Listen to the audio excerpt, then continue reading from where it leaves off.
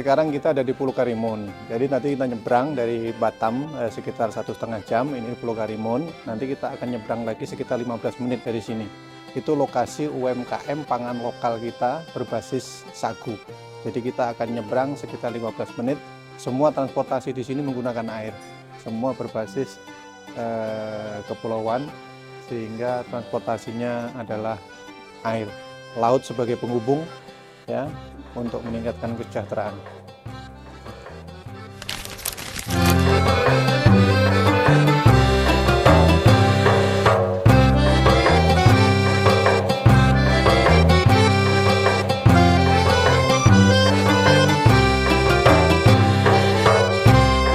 Ya, ini jadi kita di Pelabuhan Apung ya.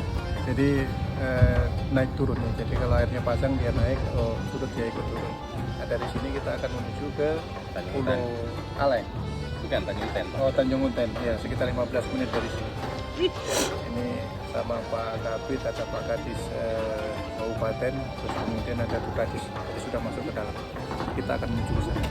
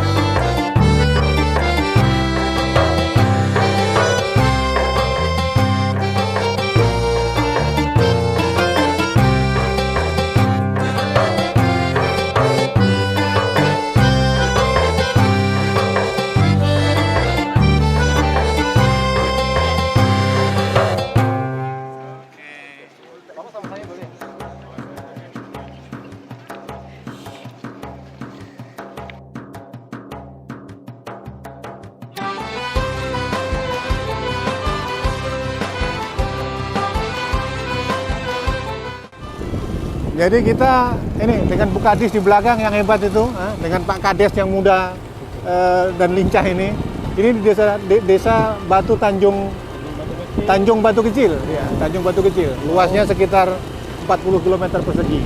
Ya, jadi kita mau menuju lokasi pemberian bantuan UMKM sagu. Ya.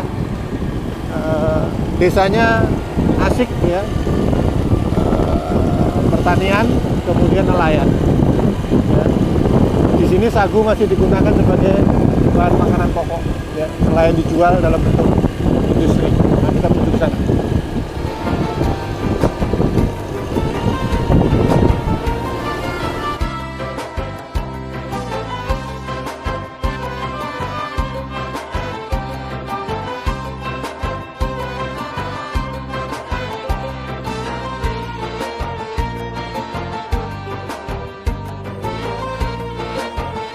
Oh, nanti malam sungai kecil sangat.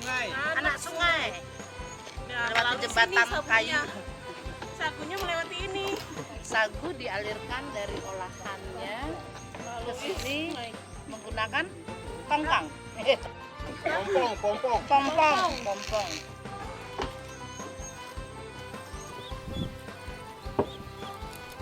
ini ada ikannya. Itu apa namanya?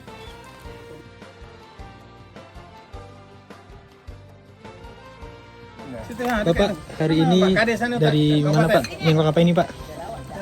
Jadi kita hari ini di UMKM Desa Tanjung Utan. Jadi di sini ada UMKM pengolah sagu. Jadi sebenarnya ini adalah amanah Perpres 81 tahun 2024 terkait dengan percepatan penganeka-ragaman pangan berbasis sumber daya lokal. Jadi kita itu tidak hanya beras dan terigu, sebenarnya kita memiliki berbagai jenis bahan makanan, terutama sumber karbo. Jadi salah satunya adalah sagu. Selain ada sorghum, ada jagung, ada singkong, ada macam-macam. Ini di sini ada sagu. Nah, sagu di sini diusahakan oleh masyarakat sebenarnya masih harus banyak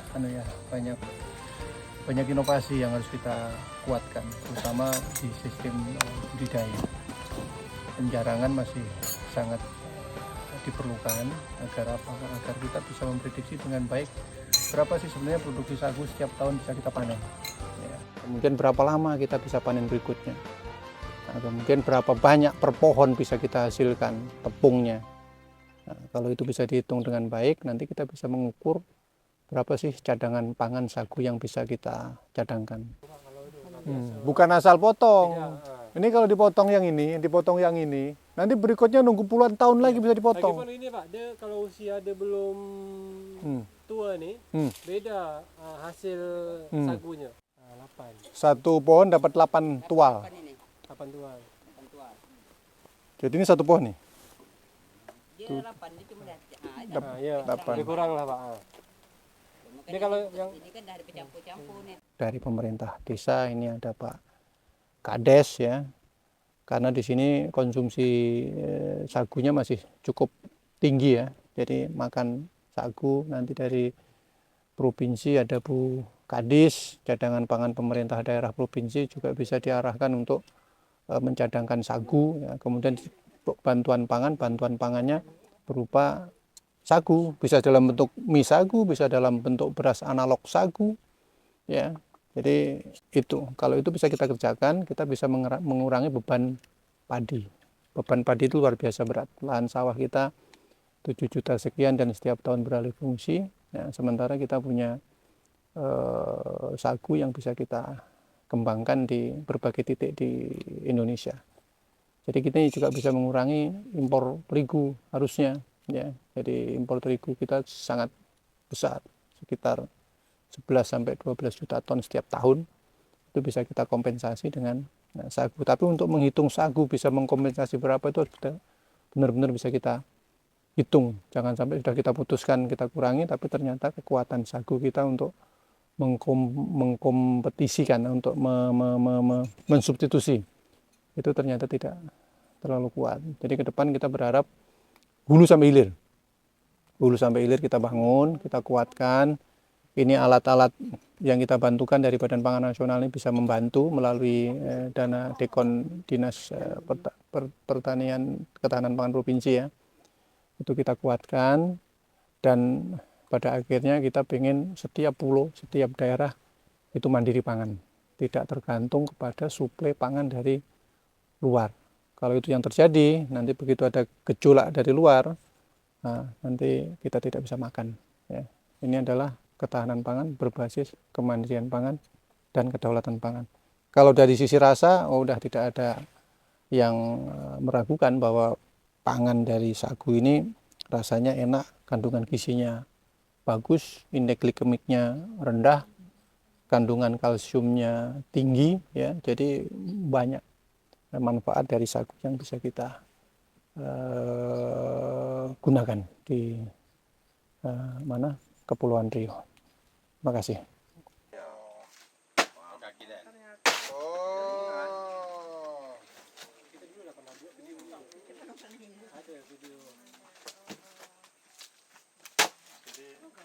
Empuk saja. Kalau banyak sagunya tes Pak. Ya. Kalau ada kayu keras. Nah. Kapan contoh dulu. Jadi mesinnya ini baru tahun yang lalu.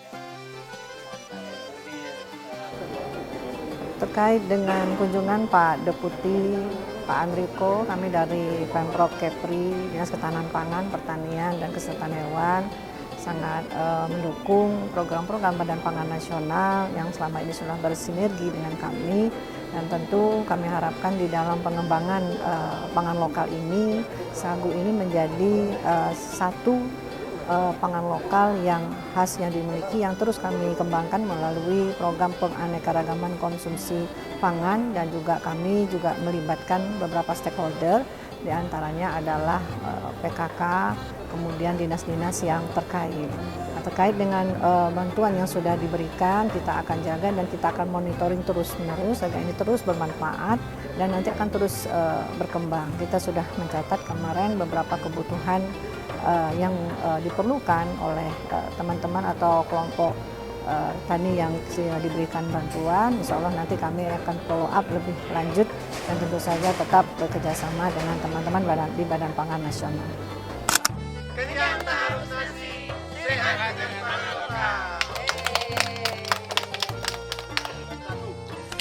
Habis melihat pengolahan sagu, ada pohon sagunya langsung diolah untuk menjadi tepung sagu. Langsung es. dimakan. Kami juga langsung makan, mencicipi olahan sagu. Kalau khasnya di sini namanya lakse. Pak Basri, ada kata-kata hari ini? Pokoknya Sagu. sagu. Makan enak, makan sehat. Makan sagu. Berperisa lemak berkrim. Ini. Lisa lemak berkrim.